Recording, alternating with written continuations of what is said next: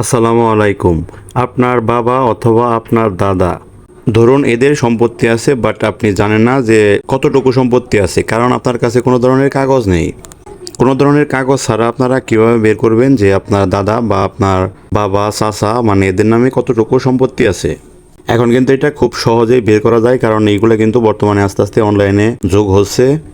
কোনো ধরনের কাগজ ছাড়া জমির পরিমাণ জানার জন্য আপনারা প্রথমে আপনাদের ফোন থেকে কি ব্রাউজার ওপেন করবেন। ব্রাউজারে এসে আপনারা সার্চ বক্স পেয়ে যাবেন, তো সেই সার্চ বক্স থেকে আপনারা সার্চ করবেন LAND। দেখুন আমার এখানে সাজেস্ট করতেছে land.gov.bd, এটা লিখে আপনারা সার্চ করবেন। এখান থেকে ক্রস আইকন দিয়ে কেটে দেবেন, আর এইখান দেখুন মিউটেশন ভূমি উন্নয়ন কর, আর এখানে আছে ভূমির রেকর্ড ও ম্যাপ, এর উপর ট্যাপ করে দেবেন। দেখুন এখানে আছে সার্ভে খতিয়ান আর আছে নামজারি খতিয়ান। আমি এখান থেকে দেখাবো যে আমার দাদার নামে কতটুকু সম্পত্তি আছে, মানে আমাদের যে জায়গাটা আছে সেটা এখন আমার দাদার নামে রয়ে গেছে, অথচ আমার দাদা কিন্তু বেঁচে নেই। এখান থেকে যে সার্ভে খতিয়ান লেখা আছে এটাতে রেখে আপনারা নিচের দিকে আসবেন। আর মনে রাখবেন, যদি জমি কারো কাছ থেকে কিনে থাকেন বা অন্য কোনোভাবে কারো কাছ থেকে আপনারা দলিল করে নিয়ে থাকেন নতুন করে, তাহলে নামজারি খতিয়ান এর মধ্যে খুঁজবেন। আর পূর্ব থেকেই যদি আপনাদের সম্পত্তি থাকে তাহলে সার্ভে খতিয়ান এটাতেই রেখে নিচের দিক থেকে আপনারা বিভাগ সিলেক্ট করবেন। তো এখান থেকে আমি বিভাগ সিলেক্ট করে নিলাম। ডান পাশে দেখুন জেলার লিস্ট আসছে, এখান থেকে আমি জেলাটা সিলেক্ট করে নিলাম।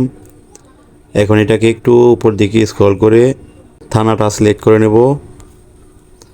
থানা সিলেক্ট করার পর খতিয়ানের ধরন, তো আমাদের এখানে যে RS লেখা আছে মানে RS খতিয়ান এটা আছে, তো এর উপর ট্যাপ করে দিয়ে নিচের দিকে আসলে এইখানে আপনার এলাকার একটা লিস্ট আসবে। এলাকার নামের উপর ট্যাপ করে দিলে এই ডান পাশে এইখানে দেখবেন যে আপনার এলাকার যতগুলো মানুষ আছে সবগুলো মানুষের একটা লিস্ট আসছে, মানে কার নামে কতটুকু জমি আছে। আপনাদের যদি খতিয়ান নং জানা থাকে তাহলে এখানে খতিয়ান নং লিখে সার্চ দিবেন, তাহলে কিন্তু খুব সহজেই এসে যাবে। আর যদি আপনার জানা না থাকে তাহলে এখান থেকে আপনারা খুঁজে দেখবেন যে আপনার দাদার নামে কতটুকু জমি আছে। তো এখানে আমি একটার উপর ক্লিক করে আপনাদেরকে দেখাচ্ছি। তো এখানে যে আতোয়ার হোসেন লেখা আছে 7 নম্বরে, এর উপর ট্যাপ করব। আর এখানে কিন্তু একবার ট্যাপ করলে হবে না, এখানে কিন্তু ডাবল ট্যাপ করতে হবে। এখানে মৌজার নং দেখাচ্ছে, কত একর জায়গা আছে সেটা দেখাচ্ছে, আর দাগ নং দেখাচ্ছে। দেখুন আমি কিন্তু এর দাগ নংও জানতাম না, মৌজাও জানতাম না, কতটুকু পরিমাণ জমি আছে সেটাও কিন্তু জানতাম না।